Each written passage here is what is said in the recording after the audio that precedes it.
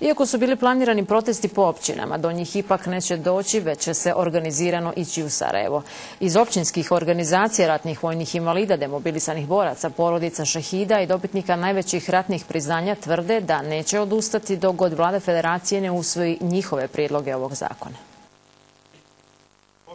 Imovinski cenzus koji će boračku populaciju dovesti na prosjački štap i nemanje sluha federalnih vlasti za njihove prijedloge kojim se želio izmijeniti zakon o općem prihodovnom cenzusu razlog su i današnjeg okupljanja predstavnika bihačkih organizacija, ratnih vojnih invalida, demobilisanih boraca, porodica šehida i dobitnika najviših ratnih priznanja kako bi se dogovorili oko protesta nezadovoljstva planiranih za srijedu 21. april.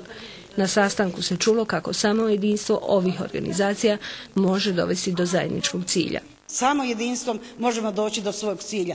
A vlast tako dobro nas koristi, tako nas dobro koristi u svoje lične svrhe da dođe do nejedinstva u ovim boračkim populacijama. Evo, vidjeli ste da sam pozvala sve boračke populacije da budemo jedinstveni, samo tako možemo doći do svog cilja. Od današnjeg vanrednog sastanka predstavnika boračkih organizacija sa federalnom vladom ne očekuju puno, jer su na sve njihove prijedloge da se izjednače sa ostalim budžetskim korisnicima kako bi se teret krize podjednako rasporedio, vlasti ostale gluhe. Na proteste u Sarajevo s područja kantona ići će se organizirano autobusima, a od svojih prava neće lako odustati. Do sada smo bezbroj puta izvarani, prevareni, poniženi, jer došlo je evo vrijeme da su naši najmiliji se borili za opstojnost države Bosne i Hercegovine, a mi koji smo ostali za njih moramo se boriti protiv onih koji sada su zaposjeli jako dobre stolice, fotelje i imaju jako dobre plate. A koliki je interes vlasti da se ovo pitanje riješi, dovoljan pokazatelj je i izostanak podrške njihovih predstavnika sinoć planiranoj javnoj tribini, čiji je organizator bila jedinstvena organizacija boraca veterana Unsko-Sanskog kantona. Umjesto predviđenog dnevnog reda pozabavili su se vlastitim problemima i najavljenim protestima.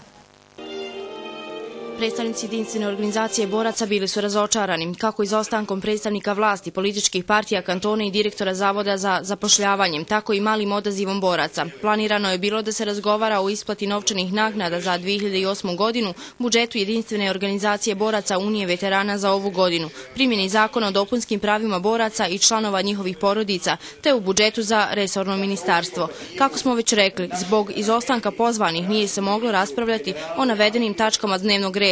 Prisutni su razgovarali o protestima boraca najavljenim za 21. april. Jedinstvena organizacija boraca Unije veterana se pridružuje tim protestima i učestvovat ćemo sa svih naših 5 općina koje su u sastavu jedinstvene organizacije boraca Unije veterana, učestvovat ćemo na mirnim protestima u Sarajevu.